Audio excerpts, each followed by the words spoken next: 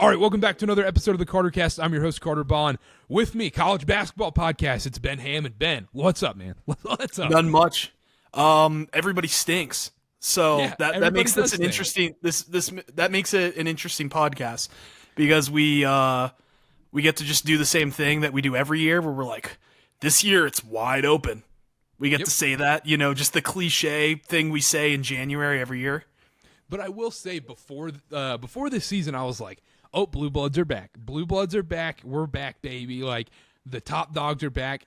I guess it's not entirely wrong. Like, Kansas, Kentucky, Duke, Carolina are at the top, but they're not, like, dominant at the top. But before we get into that, before we get into all the upsets this week and everything, we're recording right now. It's Thursday, January 11th, around 10 o'clock Eastern time. This we were talking about college game day. I was looking at the schedule Saturday. I'm scrolling through, and I was like, hey, what's college game day? I was like, is it like Cincy Baylor? Is it Houston? What is college game day? Is it just disappeared? That's something I was wondering, and I feel like I'm not a good gauge of this because I've paid far less attention to college basketball game day since 2019. Because before that, Virginia, was often a part of game day, whether it's like on the road against Carolina, on the road against Duke, or at home against one of those teams. Or they had Virginia Tech one year in 2018. So I feel like I pay less attention, so I feel like I'm a little biased, but I do feel like it's not as much of a thing. And like every year it's trending away. I don't know. I'm looking at it right now as you were talking. They launched the 20th. Okay. They launched the 20th. Okay, cool. Good to know. Good to know. Who's on it? I mean, it's Billis, Seth Greenberg. It was LaFonso Ellis for a bit, right? Yeah, but he's not with fired. ESPN anymore. Is it Jay Williams again? Dan Shulman? Is it? It says here Reese Davis, Jay Billis, Dan Shulman, and Seth Greenberg. Okay. I don't think I like that. Yeah, I think I like Jay Williams on game day, actually. I know it says it's easy to say that because I'm a Duke guy, but I kind of like him on game day. Well, whether you like him or like whether you like Jay Williams or not, it's like there's game day, like you have different pieces. It's like constructing a team. Like you need, like Billis is sort of your Herb Street. You've got Reese Davis, of course. Seth Greenberg, it sort of fits as like, our coach that we have on here. And then you need like the comparison's going to be kind of obvious. The LaFonso Ellis, Jay Williams to Desmond Howard. I realized I was doing it. That's ESPN doing it. I realized the train was going down the tracks with me making those comparisons, and I couldn't stop it. So who's next then? Corey Maggette? Carlos Boozer? Corey Alexander? Yeah, Corey Alexander. That's the day ESPN dies. It is. Yeah, it is. I'm looking at the schedule for that game day. It's like, I think the best game's Baylor, Texas. It is not a great Saturday slate of basketball. No.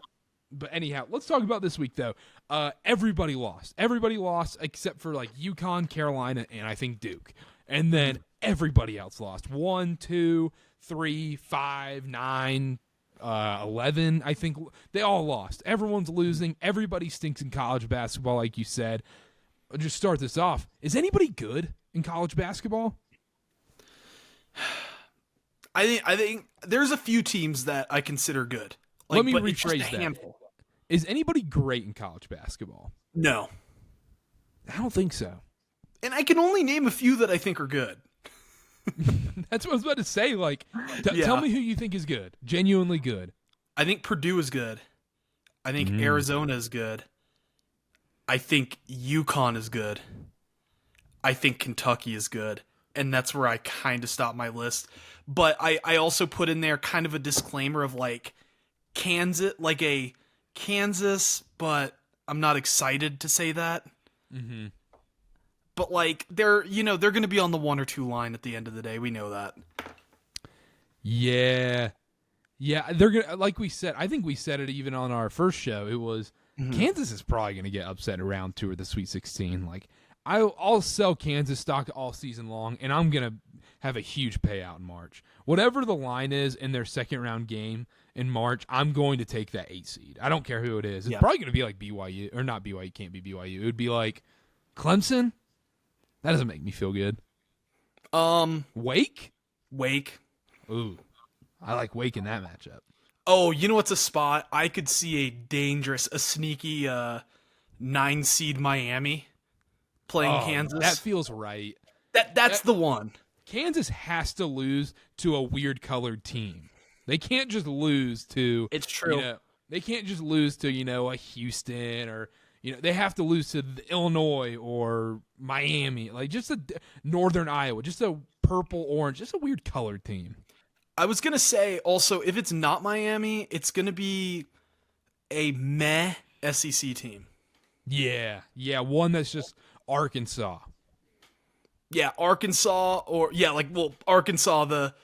There's an obvious reason why Arkansas comes to mind, but you could see if A&M gets in. You could see A&M beating Kansas. Maroon beating Kansas. Yeah. But I agree with that list. I think those are the top 4 teams. Like if you're doing a power rankings thing, I think it would be Arizona, Purdue, Kentucky, Connecticut. But then you look after that, like let's just go through it. Carolina, I don't buy it. I'm not buying it. Like they're a good team. They're not going to lose to bad teams this year, which credit to Hubert Davis. I think that's really what you want in a coach is like, can we not lose to Louisville? Can we not lose to Pitt? Can we not lose to Syracuse? Like, just beat the crap out of those bottom dwellers of the conference. That's what Carolina had been missing because they were always losing to the Pitts of the world. Yeah, I agree. And also, you know who's losing to the Pitts of the world this year? Everyone. So if you are the one team that's not losing to the Pitts of the world, like, that's good. We can argue about this UNC team, I think, can be simply put as like a high floor, low ceiling type team. And that's perfect. Yep. That feels like the exact type of team UNC under Hubert Davis, the Hubert Davis like regime here at UNC, it just needed a team where you know what you're getting and it's good and it's like they might not be a national championship team, but they're not going to screw up a ton. This is the exact kind of team UNC's been missing for the last 5 years, basically since 2019. Yeah, no, I think Hubert Davis is just like, you're Sarah Plain and Tall kind of girl. Like, hey, she's really nice. She's going to cook for you. She's going to, but then do you want the slutty ex? Like, that's what it's the difference. Like, oh yeah, like, do I want a little crazy? Do I want a little Calipari? Like something like that. Yeah. Is that what you want to go for? But Hubert Davis, it feels like you're just going to get what you're going to get. Because I don't like Hubert Davis felt like that. It's like a kid at a party who's like never seen anything. And he's like, what's all this? Like, it's like, hot girls, there's alcohol and stuff. And Hubert Davis is like, what's going on during their Final Four run? Because they're like, I don't like Caleb Love taking all those shots. He looked so uncomfortable coaching those Caleb Love teams. And now it seems so comfortable. It seems more, church and choir boy team. Yeah, it's like a church and choir boy team, I think, because the pieces fit better. We have this guy who does this. We have that guy who does that.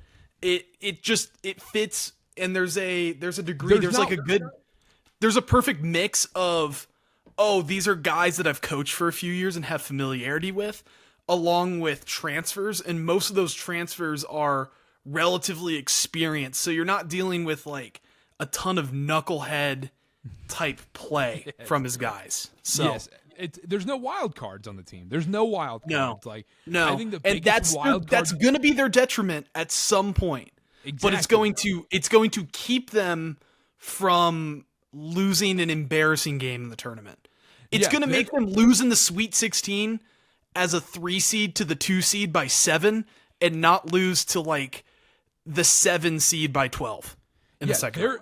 They're going to face, I'm looking at the standings right now, they're going to face Auburn in the Sweet 16. Yeah. They're going to face Auburn in the Sweet 16. And we know the history of them playing Auburn in the Sweet 16. Exactly. They're going to play Auburn in like the Sweet 16, or even like if I don't think BYU ends up in this similar spot as they're in right now, but like even like a BYU where they can just launch threes, and then Carolina's just like, what are we going to do? Like, we know what Baycott is. RJ Davis is probably their biggest wild card, but like, he can only explode for like 20, 25 on a given night. At his peak. Like, I don't see anybody else bringing that in for Carolina. No, I don't see that either. You're just going to get basically like Cormac Ryan's going to give you maybe 10 to 15, depending like if he's shooting well. Harrison Ingram is going to give you 10 to 15 as well. Yep. RJ Davis can give you like 20. You're going to get 15 and 10 from Baycott. I feel like you know what you're going to get from most of these guys, and that's fine. But they're gonna hit a point in which they're playing a team where they need more from those guys, and they're not gonna get it, and that's okay. That's what they needed this season, I think. Yep. If you're just the program from a wider view. Do you remember those Jeff Teague Hawks teams? They were number one in the East, but you knew when they faced LeBron, they just weren't getting past them, and that's what this Carolina team feels like. You're like, I like you guys. You guys are good. Once you face, these Wildcats and these crazy teams, like, you guys aren't going to be there. You guys aren't going to show up when the lights are bright. I wanted to ask you this. If Duke and Carolina played tonight, January 11th, who wins? I say tonight, Carolina. Really? But I wanted to put the caveat that in March, Duke wins by double digits. I think that's fair. Duke may have turned a corner against Pitt. They may have, but I want to see a larger sample size before I make that conclusion. Just 3 games. Just give us 3 good games as a Duke fan. Just give me 3 good games. Everything clicked. Everyone was moving. The ball wasn't sticking to someone. It wasn't any ISO ball. It also helps you're just hot. Like, that's the other thing. It helps when you're hot in a game and you're shooting lights out. But I think they split the series this year, if I'm being honest. I think it's a 1-1. I think each team wins at home. I think so too. I think there are going to be 2 great games though. Yeah. I think Carolina wins in February. I don't know. We'll do a preview that week. We'll have Connor on. We'll have us 3 on. We need a neutral in this for once. No more. We need a neutral in this to see. Like, you need a moderator. Yeah. We'll do that for the Duke Carolina preview week. But do you see this Duke team getting to that Final Four level? I see a world in which they do. I think they. I think I need to see. I didn't get a chance, honestly, to watch the Pitt game, but they were great in that game, obviously. From what I've seen from Duke, they just feel very, uninspired is the word that comes to mind. And if they can just sort of break through that and figure something out, which I tend to think John Shire's a better coach than, a lot of people have been giving him crap, I feel like, this season. I think he's a pretty good coach because last year, he got things rolling when it needed to be rolling. And so I sort of have that assumption that this Duke team's going to do the same thing. So I think it's definitely on the table, but I could also see a scenario in which they sort of get rolling. We ignore the things that are structurally wrong with them, and that comes to bite them in the butt in March. Like a Sweet 16 game where, oh no, we don't have a center becomes a thing. And oh no, our entire team is just 6 3-point guards. Yeah, that's true. I think that's a fair point. I just believe in this guard play. The matter of the fact is that Tyrese Proctor coming off the bench and him getting hurt may have been the best thing for this team. Jared McCain is a stud now. I mean, he is turned into the best Duke sharpshooter since Luke Kennard. He's that good. I mean, he is lighting it up right now. I think but I think the most important thing you can have going into March, I think you can overcome the front, not having a great center. I think you can overcome that. I don't think you can win a title that way, but I think we saw Miami do it. We saw Miami get to the Final Four. It's having 2 elite guards. Having 2 elite guards sets you apart in March. And I think Duke has that. I think Roach and McCain can be that. And then the addition of Proctor, too, in there, too. I think they can do it. I think I know I said it on our last one. I think they are a Final Four team. What I saw from Pitt was inspiring. Let's see what they can do against Georgia Tech on Saturday. Let's move on. The other team you wanted to talk about was number 9 in the country at the moment, Oklahoma. Yeah, they're not good. They're not. They're a 7 to 10 seed level team. So it is. Is that extreme? Am I crazy? You're saying they're what? Like in terms of how good they actually are, 7 to 10 seed. Oh, I think that's generous. Okay. I think that's kind of generous because I think the Big 12 is too good to where, since they have such a good non-con, all that you have to do is win like 4 games in the Big 12. That's all that matters. You win like 4 or 5 games, you're going to get in. But they feel like a team, they're going to be high enough. I think the 10 seed is right. They feel like a team that belongs in Dayton, though. But I think like 80% of college basketball belongs in Dayton. Like, I think the entire tournament should just be played as the first 4 because everybody is at that level. It's like the COVID tournament, like that they had like it was centered out of like Indianapolis or whatever. Yes. It's like we just do that, but in Dayton. And it's like the reason's like, oh, is there a pandemic? No, you guys just all are Dayton level teams. But do you also, like, I close my eyes, Karter, I see either a 7-10 or 8-9 matchup of Clemson, Oklahoma. Oh. And I see it. They do it. CBS Sports, Greg Gumbel is like, and 7 seed, the Clemson Tigers play 10 seed Oklahoma Sooners. And I'm like, no, I hate both of these teams. And now I have to pick one to win. And I will pick the wrong one. Yeah, you will pick the wrong one. You never get that game right. And you're like, nope. Why is Oklahoma a 2-point favorite? Like, I like Clemson there. And then Oklahoma wins by like 14 for some reason. And it's always the Thursday or Friday last game of the night where it's like, I'm exhausted. I've lost so many bets today. My bracket's destroyed. And now I get to watch Oklahoma Clemson, the just crappiest game, because like the 7-10 matchups stink. 8-9, 7-10 matchups are the worst because it's not an upset. Yeah, and it's pointless in terms of like bracket wise. Like, you're like, I never have either of these teams going far, but if you had a bad day, let's say it's like it's one of the Friday night games, you've had a terrible round 1. You have a Final Four team go down. You've got like a few of your Sweet 16s have went down. Like, just losing that last 50-50 one when you're already down, it's just a kick in the nuts. Yeah, you lose. It's like Thursday afternoon, and you have Diamond Stone and Melo Trimble in Maryland in your Final Four. And they lose. And they lose in the first round, and you're like, why would I ever put a Mark Turgeon team in the Final Four? Then you get blinded by their raw athleticism and talent. Yeah. I specifically remember that team. The other take I wanted to get across was the most underrated day in sports is Selection Sunday. Easily the most underrated. It really is. That's part of the experience for me. It's you 100%. Get into March. It's Sunday. Keep going. You have the last regular. You have like the end of the regular season, like the last Duke Carolina. Virginia has like senior day. And then you roll into the conference tournaments the next week. Then you have watch those Sunday. Awful Tuesday ones, the Power 5 Tuesday. Because for people like, let's just call it like it is. For degenerate gamblers, the week before the Duke Carolina game, they're sitting here watching the MEAC tournament or the Colonial or whatever a week before, and they're sitting here on ESPN Plus at 10 a.m. on a Wednesday, and they're like, I can't wait to watch North Carolina A&T versus Green Bay or whatever. It's like, no. Like, that's phony stuff. You're just forcing it. It's that last weekend is bubble teams getting their last big wins, senior days, the big rivalries, Duke Carolina, and then you roll into that Monday, Tuesday. That Tuesday, you're sitting here watching the ACC tournament. You're like, ooh, Notre Dame, Boston College. I'm excited. And then by about the under 12 timeout, you're like, these teams suck. This is why I didn't watch them this season.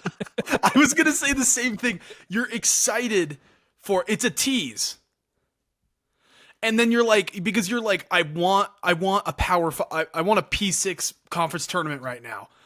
And with those like 11 versus 4 with Boston College versus Notre Dame, you're not getting P6. It's a mid-major game practically.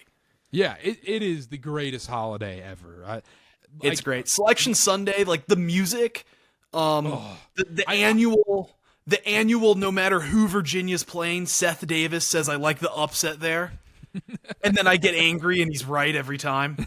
That's a classic. My dad always texts me and goes, "How much you want to bet Seth Davis is going to have us lose against whoever we're against?" And I'm like, "Yeah, he definitely is." Virginia hosts Furman, and Seth Davis is like, "I like an upset here."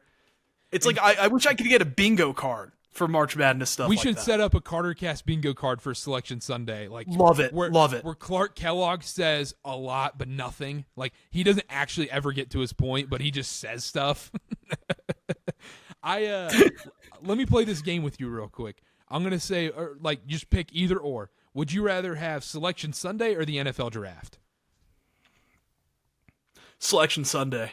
Easy. I don't think it's a debate. I think Selection Sunday, those 30 minutes are the most exhilarating 30 minutes. And then after, you're sitting here trying to log on to the bracketology stuff, and you're like, okay, fill in my bracket. I also love that any upsets the 5-12, I'm like, okay, who shoots a lot of threes? Who has a fun guard that averages 20 a game? That's who I'm picking. You're sending out the links to all your friends. Yep, that's all your text messages, just the invite to the bracket challenge group. And you're pissed because your team's playing in Orlando. Yes, and that I was gonna say about the NFL draft too. That you always think it's gonna be more exciting than it is because you don't really care that much outside of your team. Nope. Selection Sunday, I'm like, ooh, this matchup, this sometimes some of the 7-10 suck, but sometimes there's a 7-10 where you're like, ooh, I like that. That's a fun matchup. Yeah, or you go, oh, if this 5 plays this 4, that's a great game. Ooh, Indiana, Miami in the second round. That's sick. I love that. Yeah, the NCAA tournament, typically they do a good job at this. Usually they start off game. Sometimes they don't. I don't like when the 8-9, 7-10, or the 1-16, 2-15s are the standalones, like the last game of the night or the first game of the day. They have to be jumbled in the chaos. They can't. That's the third one in the early window. Yeah, and then you know what I mean, because they're sort of in 4s a lot of the time. Yeah, or they'll trickle. It's 1, and then 2 starts 20 minutes later, and then an hour later you got 3, and then you got 4 20 minutes after that. The 1-16's got to be the third. Yep. Exactly. Let's keep this going. Selection Sunday or Christmas?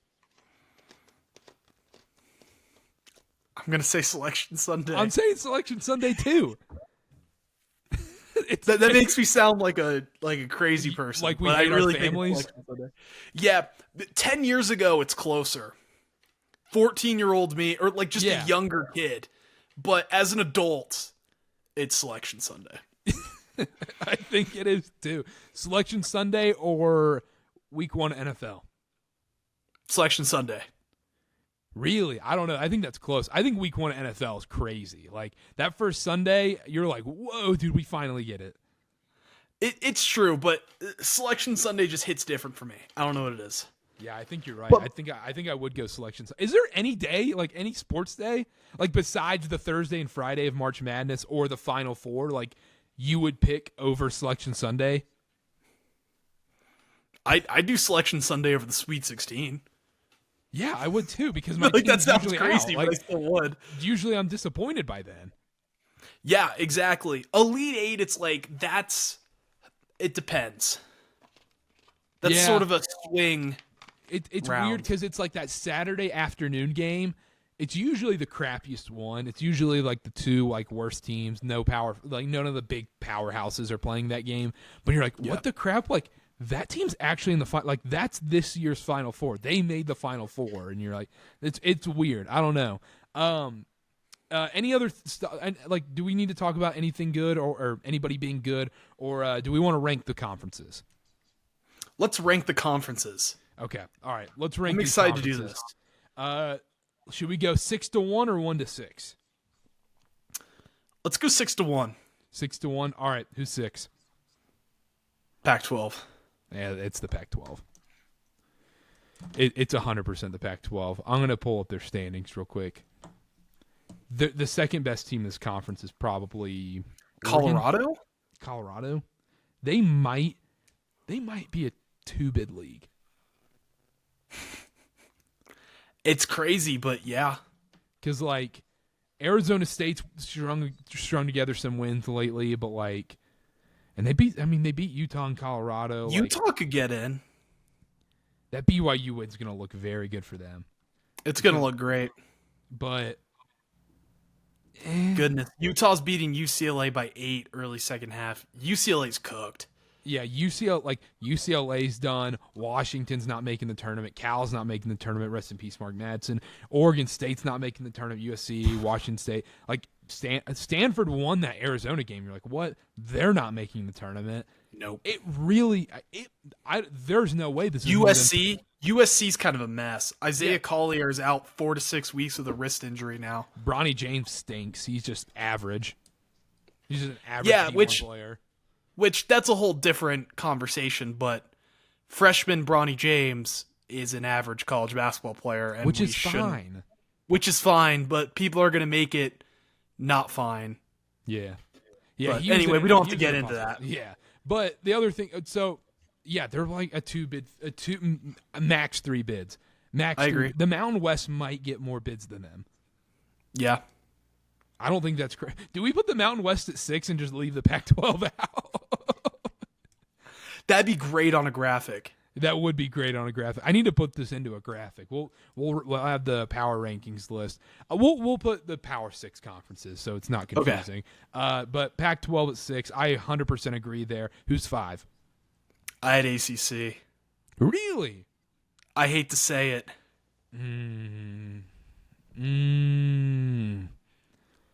So, okay, explain it to me.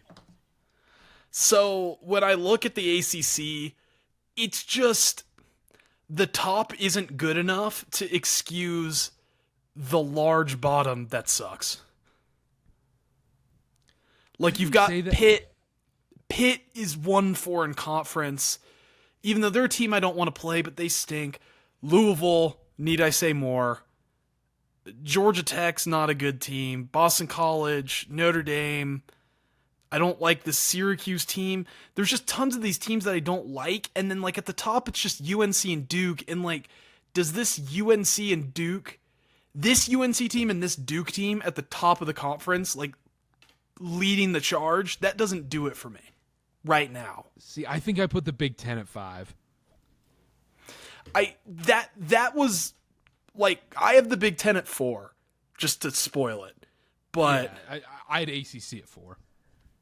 Yeah, so, like, I think the Big Ten, it's mainly because, you know, you got Purdue, which is stronger than what the ACC has at the top.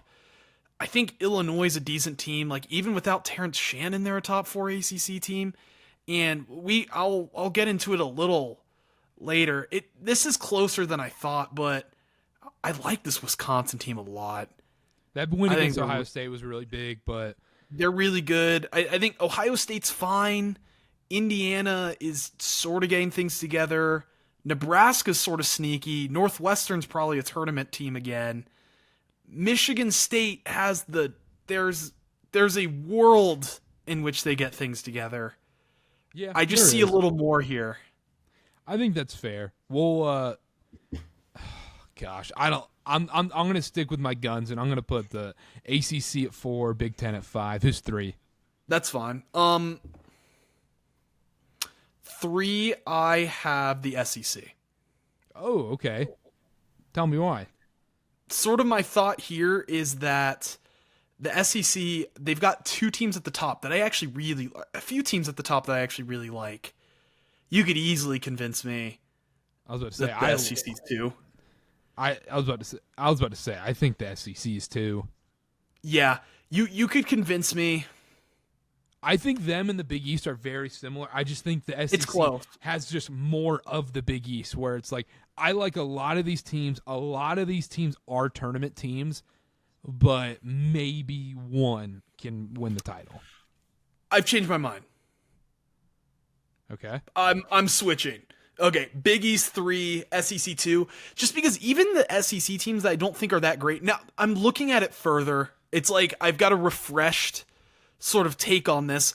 I think Auburn's sneaky good. as much as I hate to say it because I hate Bruce Pearl, I like Kentucky and Tennessee a lot. Alabama's at least a tournament team.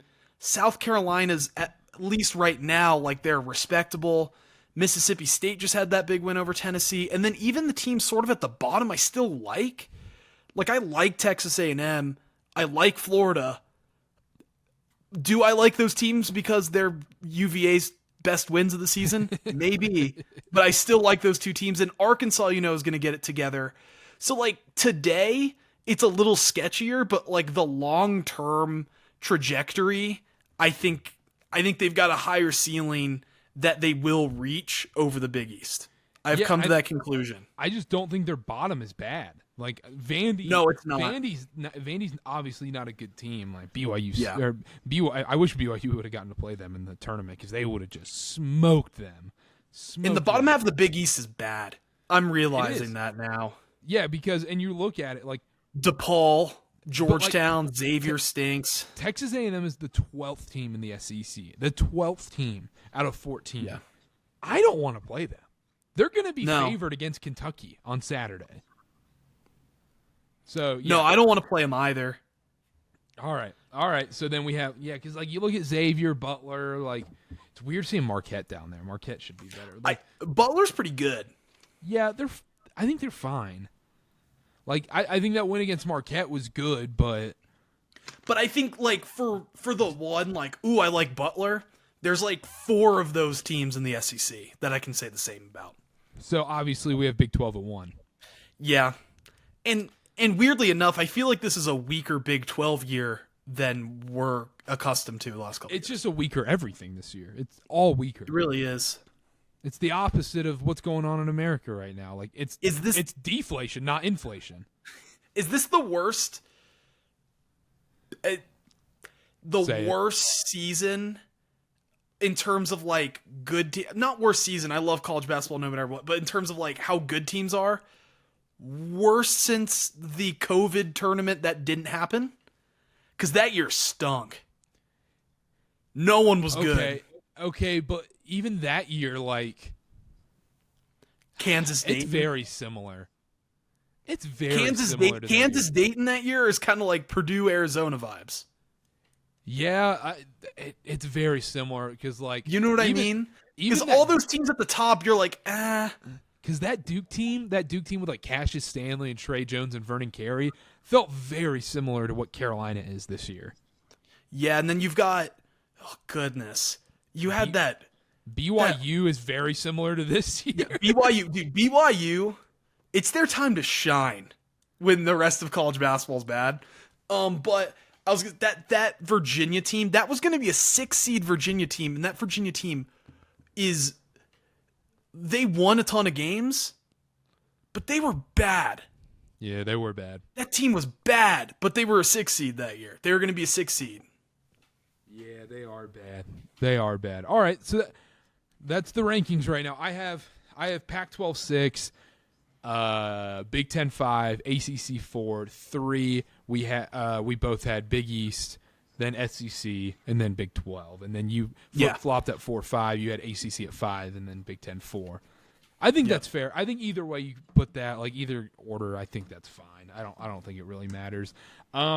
Random questions real quick, and then we'll get into college football or college basketball futures, and we'll get out of here. If you look – going back to the ACC real quick, who makes the tournament out of the ACC? I said North Carolina, Duke, Wake, Miami, Virginia. Okay, now we're getting a little crazy. Maybe Clemson. The media loves Clemson. They do. They want Clemson to be good so bad for some reason. Yeah, it's weird. What about State? What about NC State? I don't think so. I think they feel so NIT. They feel so NIT. Yeah, I just think I just don't there's teams I like over NC State right now. Yep. And if there's an NC State fan listening, they're going to be mad at me that I said Virginia over NC State after NC State just punked Virginia. But like the reason I have Virginia in there, I'm of course biased. I just have a blind trust that Tony Bennett squeezes enough out of this team to make the tournament. I agree at with the that. very least. I just think it happens I think they get to a point where they're at least good enough to take advantage of the ACC being bad. Yeah, I think that's fair. It's just like, and you never want to play Virginia. Like, it seems Tony Bennett's too good of a coach he's going to figure it out. Especially, this is a young, like, the reasons they're not very good, they make sense. It's a Tony Bennett team with tons of guys who are, like, freshmen and sophomores or transfers who haven't played in the system. Yeah. So they're going to get better. Going back to NC State, watching that Carolina State game last night, obviously State never beats Carolina. Like, it is what it is.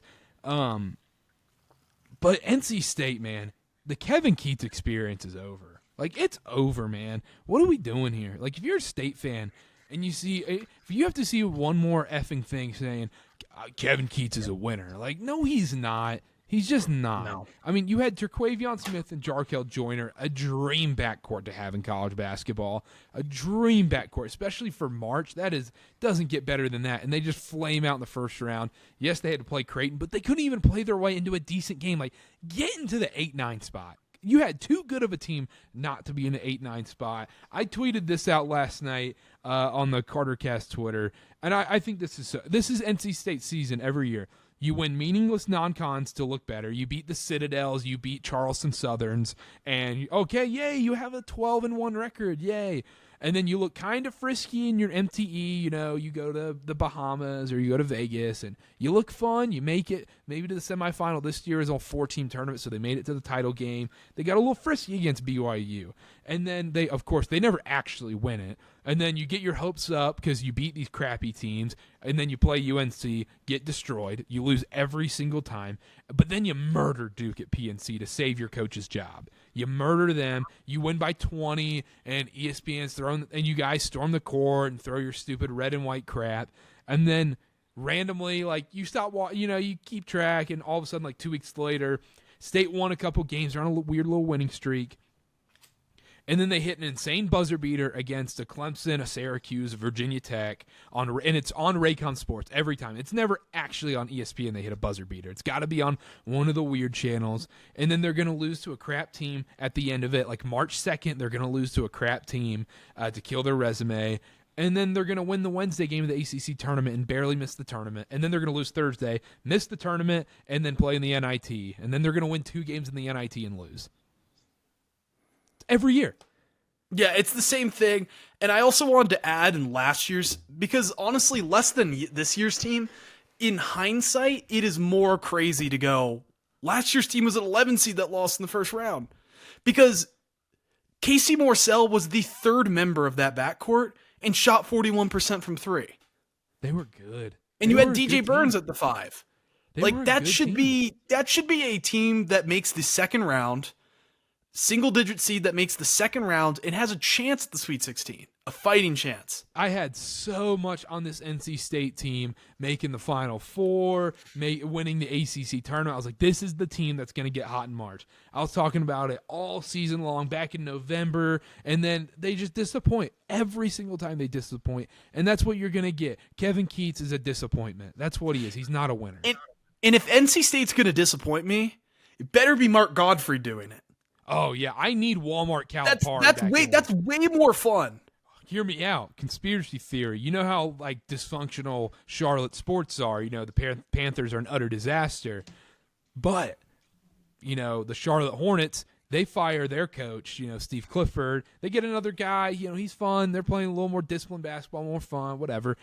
But then they go back to Steve Clifford. Is that what State does? They have Mark Gottfried.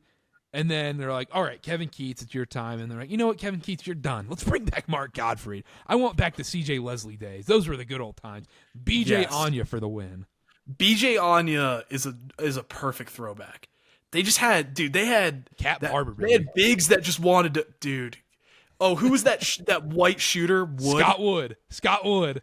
That guy was money. Dude, NC State had a run there where they were just running the show. Like, they had Scotty McCreery doing all the Bojangles commercials during ACC games. Scott Woods hitting threes. C.J. Leslie's balling. This was a little later on, but like Trevor Lacey. Yeah. He was nice. they're still doing nothing. Yeah, in the none tournament. of them do anything. But it's more exciting. Kevin Keats feels like we had Turgeon. The new Turgeon to me is is like Clemson, Brad Brownell, and then I think Keats is like he's on deck after Brad Brownell. Yeah, Why am I like butchering his name all of a sudden? Brad Brownell? Yeah, okay. It sounded wrong. It always sounds wrong.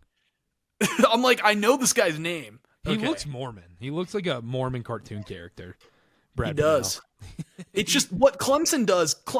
We do the same thing with NC State. Clemson's got the same thing of just top 25 team, top 20 team, sometimes top 15 team coming into conference play, and they're always on the bubble.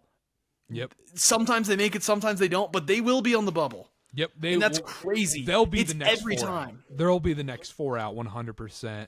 And that's what worries me about. They're a little too talented. They're too talented to do this year. Yeah, I thought this one was a little different.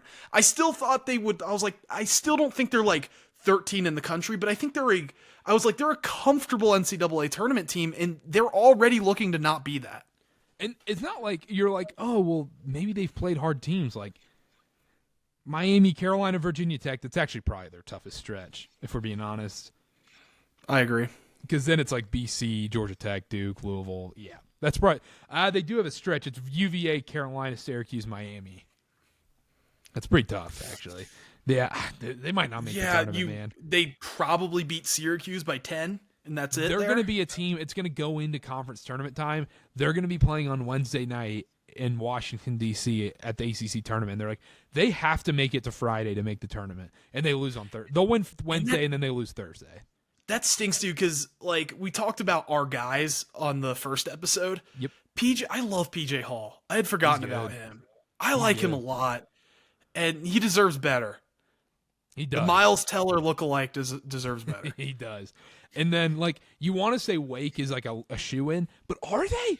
Are they? Like, no. I never trust Steve. Like, Steve, I've said it before, and I'll say it again, and I'm going to say it every episode until he is not the coach at Wake Forest anymore. But Steve Forbes is Seth Greenberg reincarnated. What Seth Greenberg had at Virginia Tech is what Steve Forbes has at Wake Forest. They're going to have an awesome player that's, averaging 20 a game or whatever. They have an all ACC caliber player that they revolve their team around, and they're good enough. They're going to beat Wake, or they're going to beat Duke. They might even beat Carolina, but they're going to lose to the bottom dwellers of the conference late in the season to kill their resume, and they're never going to show up once that calendar hits March. Never. And we've seen it time and time again. This Wake team, this is the year to prove it if you're Steve Forbes. You got to make the tournament. This team's way too talented to miss the tournament, because if Wake doesn't make the tournament, if somehow all these teams just crater somehow, is the ACC a two-bid league? I don't think we quite get there just because I don't think we get there. I think worst case scenario, I think this is still going to be a 4-bid at the minimum. I think so too. I'm going to say I think it could be I think it's a 4-bid minimum, 6 maximum, probably 5. Okay. That's what I'll say right now. All right, that's enough ACC talk.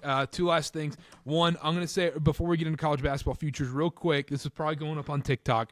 Right now, as of January 11th, who are you picking to win the national title? Kentucky. Ooh, I like that. I don't hate that at all. I can't say Purdue. I can't. I don't see a world where I just don't see them winning the national title. If it wasn't Kentucky, I'd be saying Purdue.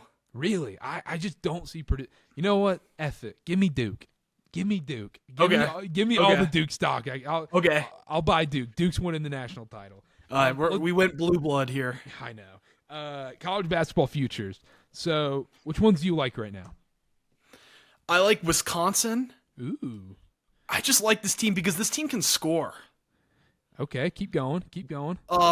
They're like top 15 or top 20 at least in offensive and defensive efficiency. And another team that has that, according to KenPom, is Auburn. They're sneaky good. I think this might be the best team. I think this is definitely the best team. I think that Final Four team was pretty nasty. Yeah, I was going to say Jabari since Smith the Final Four team, but the Jabari Smith team, they were frauds though, and we know that. This team is sort of flying under the radar a little more, which I like. And then the third one is, this isn't a secret, but I do, and this is less of a good value one, but especially coming off the loss, I still like Tennessee. Yep. So I'm going to say Tennessee, Auburn, Wisconsin. I like those three. Auburn is currently favored to win the SEC. Really? Yep. Yeah. Tennessee's a 3-1 underdog to win the SEC. They're second. Tennessee's second. Kentucky's third. Yeah, I know Kentucky won't win it. Although I like them to win the national championship, they won't win it. Kentucky, and that's okay. Kentucky has the Duke problem where they have young guys, and every night they see the Kentucky name. Every single team in that conference, all they care about is wanting to beat Kentucky. And that's what Duke deals with too. I also think Tennessee would very much benefit from not winning the SEC because, like, that's very much a Rick Barnes thing. Same thing Matt Painter has had, Tony Bennett had. Like, yay, we won the conference. It's like, I kind of like it when you've got a really freaking good team and you don't really care about winning the conference that much. You're like, we've got bigger things in our, like, down the road. And you're more focused on that. So I'd like this Tennessee team to not win the SEC. I like them better if they don't. Wisconsin's 4-1 to win the Big Ten. Really? I don't hate that. That's a little. No. I just don't. Purdue's going to win the regular season. Like, it is just in Purdue's blood. I agree. They're going to win that Big Ten regular season. Mine didn't come from any other conference outside of the ACC. Like, I looked at some of the SEC ones. I didn't, for value's sake, if I'm going to take one, like, I love Tennessee or an Auburn, one of those teams to do it. I'd actually probably take Tennessee right now at plus 300. I think they're just going to be solid. They're going to turn games into rock fights. I think they really just hone it together here soon. I know they lost last night or whatever, but I don't think that really matters to me. But I agree. Especially because, in that game where they lost, Tennessee's going to have a top 5 defense always. Yep. And the defense didn't really show up last night. But you had Dalton Connect, I believe off the top of my head, had 28. Yes. And Zakai Ziegler had 26. They've never had two guys who can go out there and get 25 plus. Not saying Ziegler's going to do that consistently, but Connect can. And I think Ziegler was the top dog on that team last year, and he was at least coming off the bench early this year. I just think this team has more offensive firepower while also not sacrificing much on the defensive end. Yeah, I agree with that too. I think Dalton Connect can be that. I think that's the difference. Is Dalton Connect can just be that guy that elevates them. And I'll get into this right now. These are the college basketball futures I have. A few I took one of these preseason. You'll definitely know which one it is by the odds. And then I took all 4 of these in December, and I took one of these last night. So BYU, I have plus 35,000 to win the tournament. I have 350 to 1, and I have 60 to 1. So I have both of those. Not going to touch that. They're not going to win it, but I love that value. Holy crap! If they get to the Elite Eight, I can hedge out of that completely. So I'm in a great spot there with that. I have Duke 25 to 1. I think that's still great odds. I think they're 20 to 1 right now. I can double check, but I like Duke there. Duke is currently 1, 2, 3, 4, 5, 6, 7, 8, 9. They have the 10th best odds right now at 22 to 1. I still like it there. I think Duke can turn. If you're going to buy Duke stock, now's the time. If you don't believe in this Duke team, stay away. But they're going to string together a big January, I believe. They always do. This is probably my favorite one that I've had. UNC plus 4,000. I have UNC plus 4,000 to win the title. They're down to they're 20 to 1. They have the 7th best odds right now, tied for 6, something like that. This UNC team, I like it even at the 20 to 1 number. I think I still like it because they're just going to win games. They're not going to win the tournament, but they're going to win games. And I think that's great value right there at 20 to 1. And then, I agree. I like all of those, especially where you got them. Yeah, and then Tennessee 25 to 1. They're currently 20 to 1 still. I still like 20 to 1 for Tennessee. Like I said, Dalton Connect can be that guy. And then this is the one I took last night. And I think this is the best buy low spot. I talked about it in December, and I'm going to talk about it again. Give me Texas at 90 to 1. I do like this. This Texas team is way better than they've been than what they've been putting on the court. Even preseason, what I saw against with Cincinnati, Tyler. Yeah. Yeah. What I saw against Cincinnati really, really reaffirmed everything I thought about this team. The fact that they could go into that crazy environment. Cincinnati had that game in control the whole time. It was Cincinnati's game, and then Texas just stole it. Big time shot by Max Asmus. I was like, that's what I needed to see. I needed to see one of those guards hit the big shot in the clutch against a good on-the-road team. I was like, that's what I needed to see. Tyrese Hunter and Max Asmus can be that guy. I think Shedrick's good enough to play that five. I think he can dominate in the paint. I think he's a great defender. I like this Texas team. I think they're going to get hot. I don't think there's a better buy low spot. Give me all the Texas stock you can get right now. I have them 90-1. I would take it anywhere down to 60-1.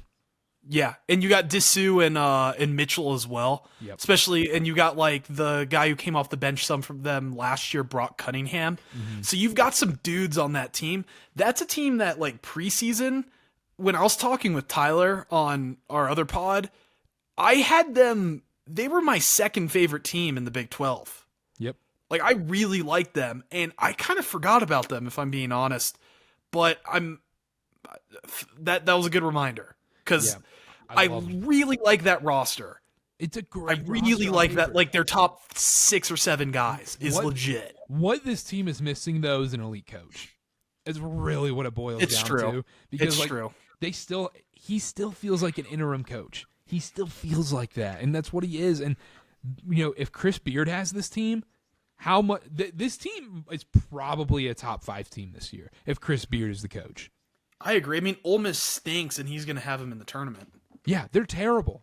Jamin Bakefield might be their second best player. Yeah, it's not. What are we doing here? He's a not a good person. He's a fantastic basketball coach. He shows that everywhere he goes. Oh, I thought you were talking about Bakefield or whatever. I was like, what? No. Chris Beard. I got these at bad numbers. Do not take these. I took UVA at 6-1 to win the ACC. I was all in. I was like, oh, yep, this is going to be Tony Bennett's year, blah, blah, blah. They're going to win a bunch of games. Now they're at 36-1. I like it at that value. Look at the standings. I like it now. If you look at the standings, it's crazy. Jeopardy music, blah, blah, blah. Okay, they're 2-2 right now in conference. They're 2-2. There's only been 4 conference games. They're going to be fine. Yeah, they just need to, they're undefeated at home. They're a young team that basically needs to not crap their pants on the road, which is eventually going to happen. And I don't know if they win or not, but I think we see a great game against Wake Forest on Saturday. I think Virginia gives them their best shot. I think Wake Forest not decides. I think the winner of that game is going to build so much momentum for them going forward. I think that is such a decisive game for each team because I'm going to believe in the winner of that game regardless. If Wake wins that game, I'm going to say that's what I needed to see. I know you guys beat Miami at home. That was big. But can you do it against just a freaking ugly Virginia team where Tony Bennett's going to muck things up? But then if Virginia wins at Wake Forest, that's a crazy win because that Wake team's super talented, and that's what I need to see out of Virginia. If Virginia doesn't win that game, man, I don't see it for them this year. They have a great rest of January. The January stretch. If they can win out in January, that 36-1 for them to win the ACC is not crazy. I agree. And then I also have Wake 10-1. It's 12-1 now. I don't hate it, but I don't feel great about getting in at my number. I was pretty bummed about that because I took it and then I was like, they're probably going to be like a 4-point favorite at FSU and lose, and they were a 2-point favorite and lost. So, freaking 2 point. And FSU's at the top of this conference right now for no reason. Can we stop this? They stink. Florida State. They tried to lose against Virginia Tech. Florida State. Just be good. Just be good. Quit being bad. Quit losing to Georgia. Why are you losing to Georgia? Why are you losing to USF, SMU? That's an ACC loss, though, next year. Them going downhill, there's a direct correlation between the ACC dying and them dying. COVID. Yeah, COVID killed the ACC and Florida State. COVID killed when Florida State went out there and went after they canceled the ACC tournament and said, "Hey, thanks guys. Yeah, here's their trophy. Thank you guys." Did they sell their soul? That was it. Did they sell their soul for that ACC title? They might have. Because I'm convinced Carolina fans I'm convinced the University of North Carolina sold their soul for that Duke win in 22. Because I don't see this Carolina team ever winning another national title. With Hubert Davis, I don't think so. Yeah. I think yeah. Those are the college basketball futures I like. Anything else before we go? No, I think that's it. Yeah, I think that's plenty. All right, that's it. Follow us on Twitter. It's all in the episode description. Subscribe at CarterCast on all social media. Subscribe on the YouTube. Subscribe on Spotify, Apple, Amazon, Google Play. Wherever you're listening, subscribe on there. CarterCast.com will be live. Martin Luther King. You'll be listening to this tomorrow, Friday, January 12th. We recorded this January 11th. So, we're talking about futures and everything. You're listening like 5 days out. A lot of things may change. A lot of things are probably going to change on Saturday. We're probably going to see 17 upsets. 17 out of the top 25 are probably going to lose, knowing how insane this college basketball season is. But make sure to stay tuned. We'll be back next week. We'll be back. College basketball, NBA is going to be back every week, along with the NFL. So we'll be back next week, and we'll see y'all then. Take care. Bye.